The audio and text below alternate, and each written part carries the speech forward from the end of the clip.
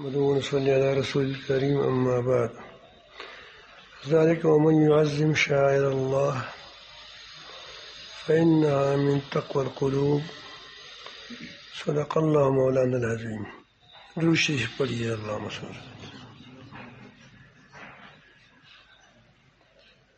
شرک کے متعلق کل بتایا گیا تھا کہ جب انسان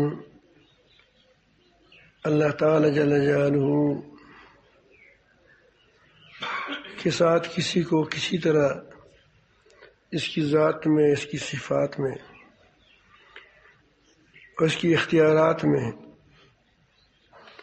شریک کرتا ہے تو وہ انسانیت کی بلندیوں سے گر پڑتا ہے. اللہ تعالیٰ کی عبادت میں کسی کو شریک کرتا ہے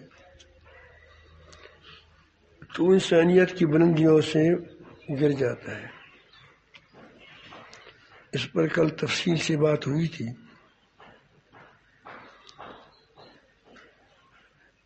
شعائر اللہ شعیرہ کہتے ہیں علامت کو. جھنڈا کسی ملک کی علامت ہوتی ہے. جھنڈا ہے، پاکستان کا جھنڈا ہے، دوسری ممالک کے جھنڈے ہیں، تو لوگ اس اپنے جھنڈے کی بھی قدر کرتے ہیں. اس کی قدر دراصل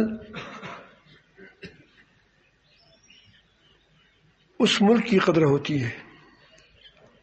جس ملک کی قدر کرتا ہے آدمی، آپ دیکھتے ہیں جب اسکول کے بچے، ہم چھوٹے چھوٹے بھی تھے تو ہم بھی ترانہ گاتے تھے، تو پھر جب ترانہ پڑھتے تھے تو پھر اس جھنڈے کو اٹھاتے تھے اس ترانے کے ساتھ اور پھر اس کو کھول دیتے تھے کہ یعنی ہمارا قومی جھنڈا ہے، قومی ترانہ ہے.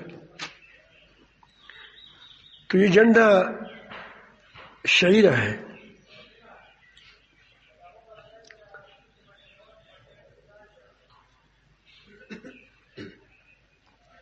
تو اللہ رب العالمین فرماتے ہیں کہ جو لوگ شاعر کی ومن یعظم شعائر اللہ، جو شخص اللہ تعالیٰ کی نامزد کے نام لگی ہوئی چیزوں کی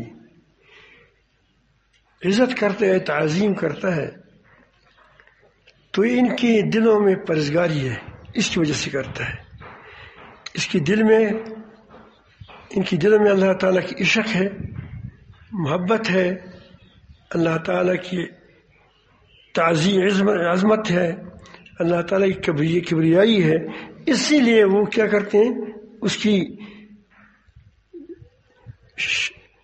شاعر کی تعظیم کرتا ہے. جو اس کی شاعر کی تعظیم نہیں کرتا، اس کا معلوم ہوا جو جس جھنڈے کی قدر نہیں کرتا اس سے اپنی چپلیوں کو صاف کرتا ہے یا اس کو جلاتے ہیں. آپ دیکھتے ہیں کبھی کبھی جب مظاہرے کرتے ہیں امریکہ کے خلاف تم لوگ، میں نے دیکھا تھا، میں نے کہا کہ یہ جھنڈے کیوں جلاتے ہیں؟ میرا تو خیال تھا کہ کپڑے جلاتے ہیں. وہ کہتے ہیں کہ یہ اس ملک کا جھنڈا ہے جس ملک کے ساتھ کے خلاف وہ مظاہرے کرتے تھے کہ اس کو فرانس تھا غالباً یا امریکہ تھا، اس کے جھنڈے کو جلا رہا تھا. تو وہ اس کی بھی حرمت ہی ہوتی ہے. کیا ہوتی ہے؟ اس جھنڈے کو جلانے میں اس کی کیا ہوتی ہے؟ اس کی بے حرمتی ہوتی ہے. اس طرح اللہ تعالی جل جلالہ کے نام جو چیزیں لگی ہوئی ہیں اس کی تعظیم اللہ تعالی کی تعظیم ہے، اور اس کی تحقیر و توہین وہ یہ اللہ تعالی کی توہین و توہین و تحقیر کرنا ہے. مثلا مساجد یہ اللہ تعالی جل جلالہ کے نام لگی ہوئی چیزیں ہیں. مسجد کے اینٹیں ہیں جو محراب میں لگی ہیں یا مسجد کی صحن میں لگی ہے یا مسجد کی دیوار میں لگی ہے، اس پر تھوکنا بے ادبی ہے. یہ اللہ کی گھر کی بے ادبی کر رہے ہو. اور یہی اینٹ لیٹرین میں لٹرین میں بیت الخلاء میں لگی ہوئی ہے، یہ اینٹ ہے، اس پر لوگ پیشاب کرتے ہیں۔ اینٹ ایک ہی کارخانے کی ہے، ایک ہی ٹرک میں آئی ہے، ایک ہی مستری نے لگائی ہے، لیکن ایک تو مبارک ہاتھوں نے لگائی ہے، ایک دوسری لگائی ہے، ایک ہی مصری نے لگائی ہے، لیکن ایک پر آپ پیشاب نہیں کرتی، تھوک نہیں کرتی، اس کے صاف رکھتے ہیں۔ یہ اللہ کی گھر کا اینٹ ہے، اس کے ساتھ لگ گیا، اس کے ساتھ لگ گیا۔ اور دوسری اینٹ کی کیا کرتے ہیں؟ آپ اس پر پیشاب کرتے ہیں، پخانہ کرتے ہیں۔ میرے خیال میں آپ سمجھ گئے ہوں گے اس بات سے۔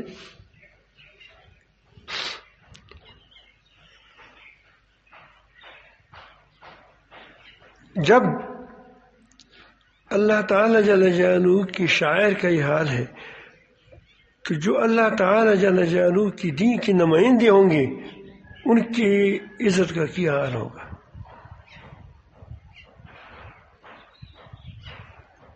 ایک جھنڈا ہے، کسی کی جھنڈے کو جلا دیا کسی نے تحقیراً، توہیناً، اور ایک شخص لوگ لگ گئے اس کی سفیر کو، اس ملک کی سفیر کو توہین کی، تحقیر کی، اس کو مار دیا، جلا دیا۔ فرق ہوگا؟ فرق نہیں ہوگا، آسمان و زمین کا فرق ہوگا، کیونکہ شاعر میں تو والبدن من شاعر اللہ، اونٹنی بھی کیا ہے؟ جس اونٹنی، جو اونٹنی حج کے لیے جا رہی ہے وہ کیا ہے؟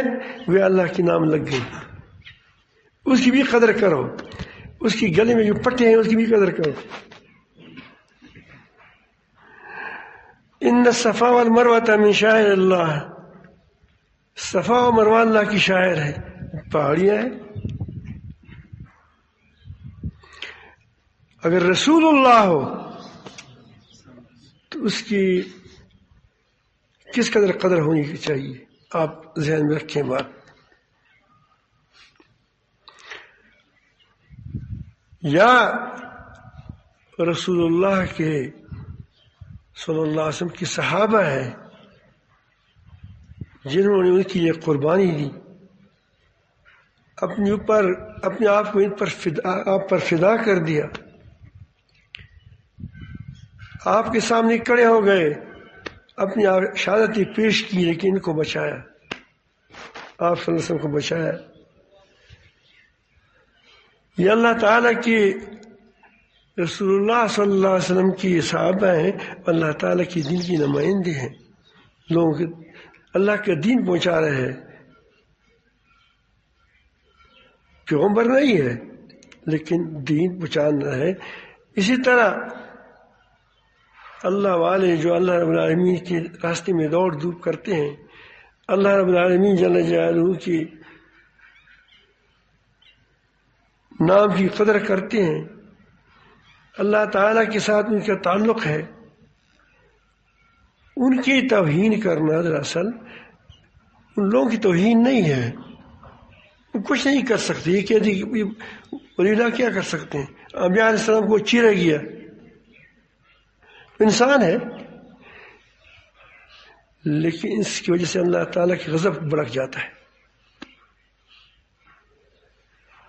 تم کسی کے دوست کو تکلیف پہنچاؤ، وہ کمزور ہے، ضعیف ہے، لیکن تمہارے اندر وہ تمہارا دوست ہے، تمہارے لیے تمہارا جھنڈا اٹھائے لیے پھرتا ہے، اس کو کوئی تکلیف پہنچائے اور تمہیں بس چلے تو کیا اس سے بدلہ لوگے؟ نہیں لوگے۔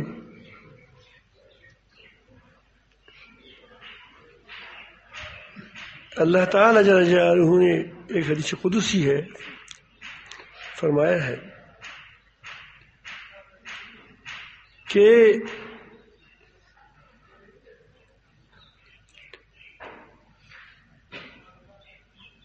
من عاد لی ولیا فقد اذنت بالحرب، جس شخص نے میرے دوست کے ساتھ دشمنی کی، اس کے ساتھ میرا اعلان جنگ ہے۔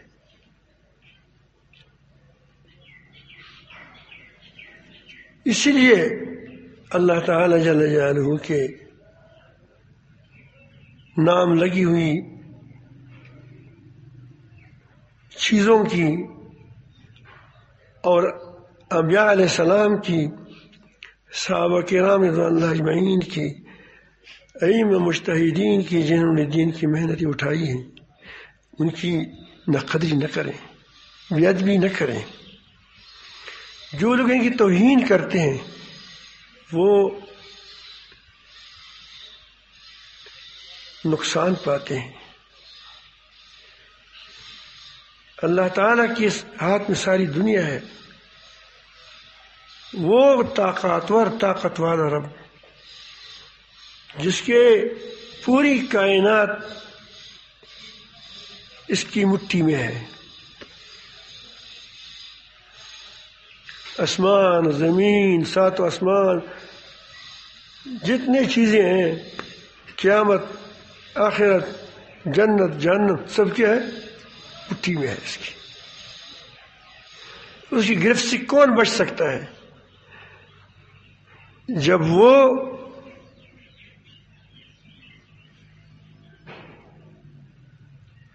اس کے ساتھ جو دشمنی کریں اس سے کوئی نہیں جیت سکتا۔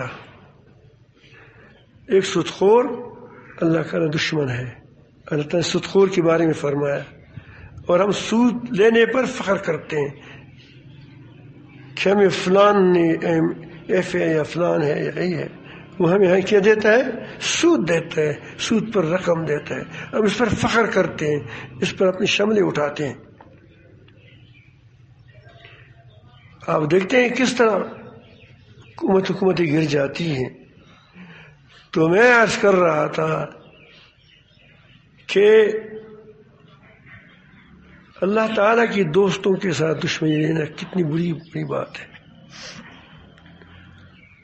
عبدالجبار غزنی کا رہنے والا تھا، غزنوی عالم تھا، غیر مقلد تھا، لیکن بے ادب نہیں تھا، سنا ہے۔ ایک بار اس کے پاس شخص آیا، ایک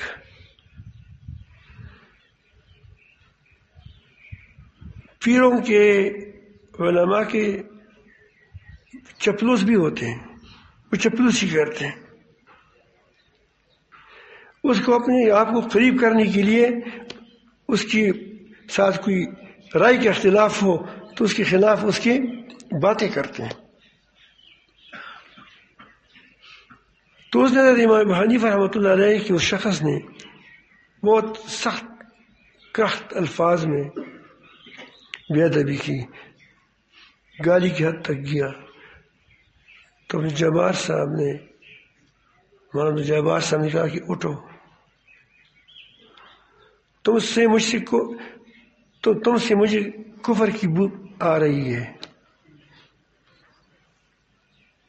وہ اٹھ گیا، چلا گیا۔ چند دن کے بعد یا ایک ماہ کے بعد وہ مرزائی بن گیا، قیدیانی بن گیا۔ طلباء نے پوچھا، اپنے شاگردوں نے پوچھا کہ اس کی وجہ کیا تھی، آپ کو کوئی کشف ہوا یا کیا ہوا، بدبو آ گئی؟ تو انہوں نے اس کو کہا کہ نہیں، میرے نزدیک حضرت امام ابو حنیفہ رحمۃ اللہ علیہ یہ اللہ کا دوست ہے، اللہ تعالیٰ کے راستے میں اس نے بڑی قربانیاں دی ہیں۔ مسائل میں اختلاف ہوتا ہے، رائے کے اختلاف ہوتا ہے، وہ اپنی جگہ، لیکن جب میں نے دیکھا کہ اس کی گستاخی کر رہا ہے تو میں نے اندازہ لگایا کہ یہ آدمی چلا گیا، یہ کافر ہوگا۔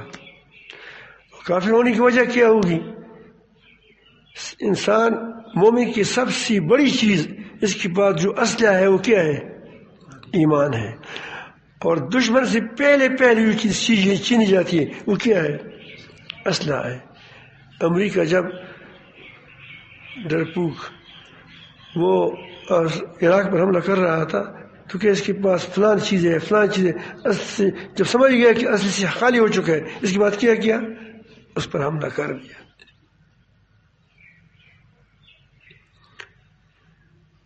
تو اس کی اصلیت سے اللہ تعالیٰ اس کو بے ایمان کیا کرے گا، اس ایمان سے فارغ کر دے گا.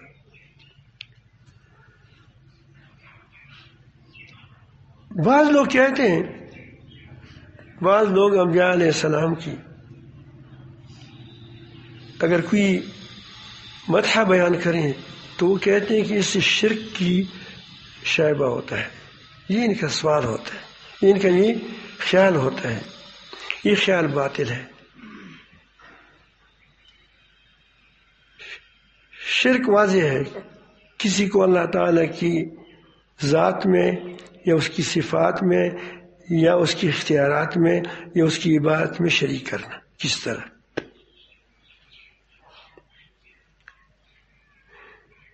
ایک لڑکی ہے، شادی شدہ ہے، آپ کی محبوبہ ہے،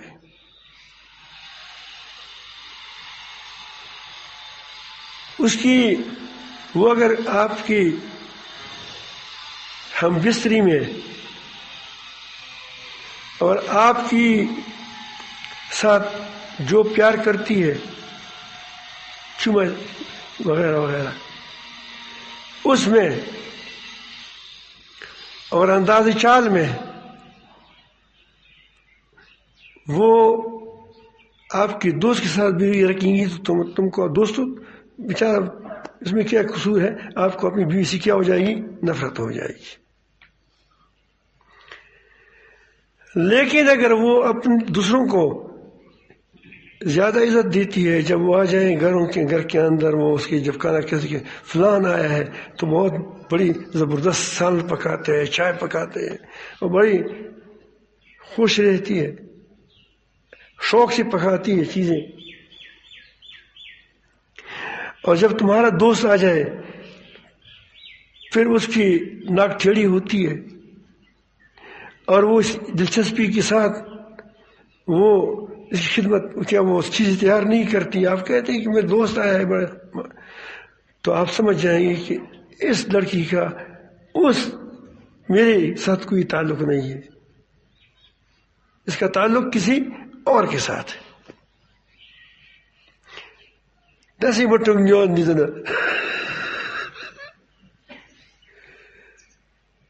میں نے ایک آدمی کو کہہ دیا کہ آپ دوسروں کی عزت کرتے ہیں، نبی کریم صلی اللہ علیہ وسلم کی عزت سے جذبت ہوتے ہیں، اپنے تم روحانی طور پر کس کا؟ وہ ہمارا پیغمبر ہے، اس نے اللہ تعالیٰ کے راستے بتایا ہے، توحید اس نے بتایا ہے.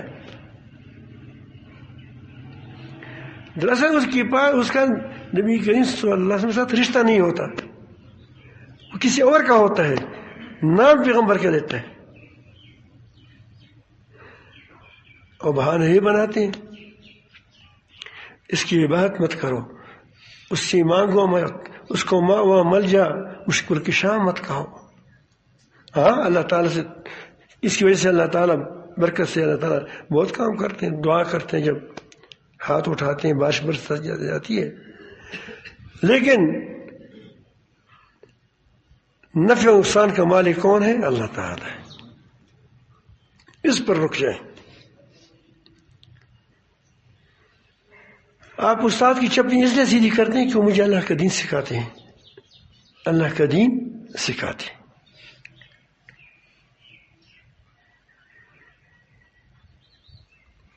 سب سے زیادہ شرک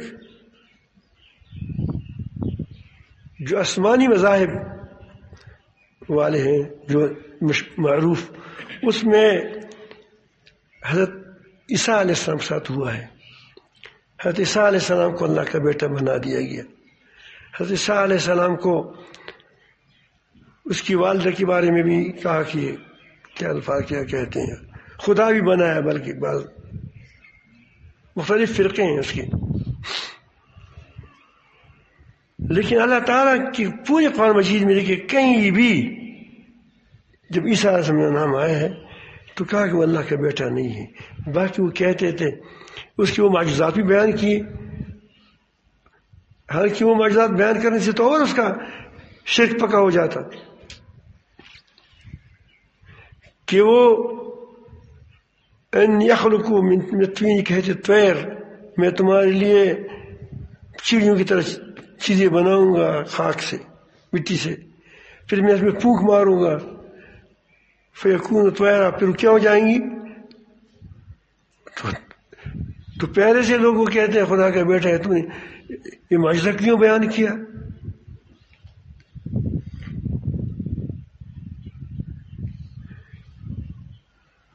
لیکن کہا کہ باذن اللہ، کس کا؟ اللہ تعالیٰ نے حکم دیا تھا، اللہ کی عادت سے، اللہ تعالیٰ کے حکم سے یہ کام میں نے کیا ہے. تعالیٰ نے فرمایا ہے. مٹی کو بھی حکم کس نے دیا؟ اللہ تعالیٰ نے دیا. مجھے بھی کسی نے حکم دیا؟ اللہ تعالیٰ نے دیا. باذن اللہ کے نام میں خطا نہ کہ وہ غلطی نہ کہیں کہ آپ کہیں کہ اللہ تعالیٰ نے اس کو اختیار دیا تھا. اختیار نہیں دیا تھا کہ جس کو چاہو اس کو زندہ کرو، یہ جس کو چاہو کیا کریں اس کی چڑیا بناؤ. نہیں، اللہ تعالیٰ حکم فرماتے تھے. جس کے بارے میں میرا ایک ساتھی ہے، بچپن میرے ساتھ رہے، بچپن سے ہمارے ساتھ رہے ہیں، ڈاکٹر معاذ صاحب، بڑی عجیب آدمی ہے، وہ شاعر بھی بہت ہے. وہ ایک بار میرے پاس آئے معتکف میں، مفتی صاحب، یہ اللہ کے دوست قبر والوں کو کہتے ہیں کہ اٹھ جاؤ تو اٹھ جاتے ہیں نہیں انبیاء علیہ السلام، اور دیوار پر سوار ہوتے ہیں کہ چلو پھر دیوار بھی چلتا ہے. میں دیوار پر بھی سوار ہوا، نہیں چلا. میں نے کہا اللہ کے حکم سے چلو، بڑے دل سے کہا. اور وہاں قبرستان میں مٹی تھی، اس کو کہا کہ اللہ کے حکم سے اٹھو، نہیں اٹھ گئے. اس کی وجہ کیا ہے؟ میں نے کہا تم جھوٹ بولتے ہو، وہ سچ بولتے ہیں. تو اس نے کہا کہ میں کیسے جھوٹ بولتا ہوں؟ میں نے سچ مچ اس کو کہا کہ خدا کے حکم سے چلو. تو میں نے اس کو کہا کہ تم کو اللہ تعالیٰ نے حکم دیا تھا کہ چلو اس پر بیٹھ جاؤ، اس کو کہا کہ چلو. اس نے کہا حکم تو نہیں دیا تھا. تم نے جھوٹ نہیں بولا، تم نے اس دیوار کو جھوٹ بولا. کیا تم کو اللہ تعالیٰ نے حکم دیا تھا کہ فلان کو کہا کہ اٹھو؟ اس نے کہا کہ نہیں. تو جناب اللہ تعالیٰ نے آپ کو کہا نہیں ہے، اور پھر تم اس کو کہتے کہ خدا کے حکم سے اٹھو، تو تم تو جھوٹ بولتے ہو. تو انبیاء علیہ السلام کے ساتھ مرنے کیا وہ زندہ کرنے کی اختیار نہیں ہوتا، اللہ تعالیٰ کا حکم ہوتا ہے. کیا ہوتا ہے؟ باذن اللہ. عقائد کو بھی ٹھیک رکھو. اختیار اللہ تعالیٰ کے ساتھ ہے.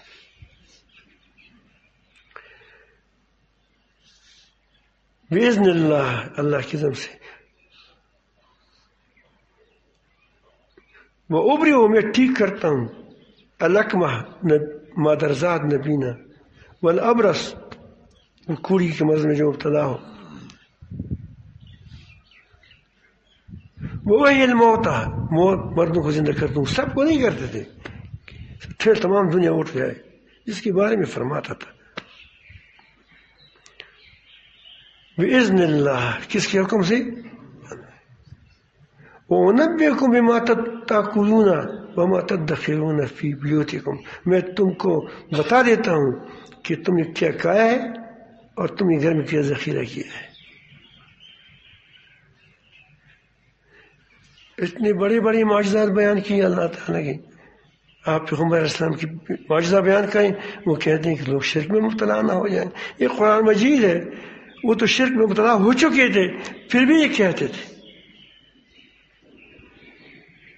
کسی آدمی کے، لوگوں کی باتوں کی وجہ سے یاروں کی دوستوں کی خوبیاں نہیں چھپائی جا سکتی.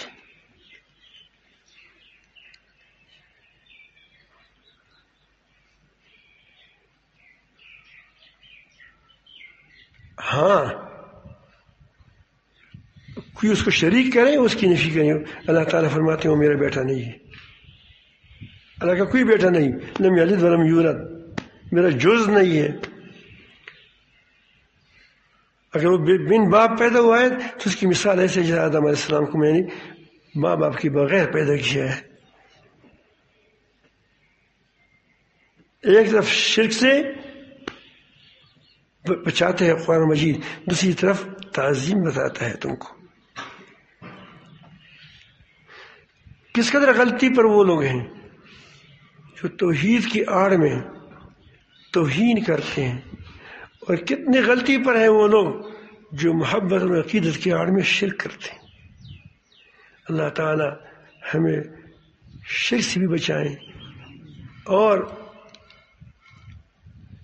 توہین و تحقیر سے بھی بچائیں. اللہ کے بندوں کی، اللہ تعالیٰ کی نیک بندوں کی اور اللہ تعالیٰ کی شاعر کی.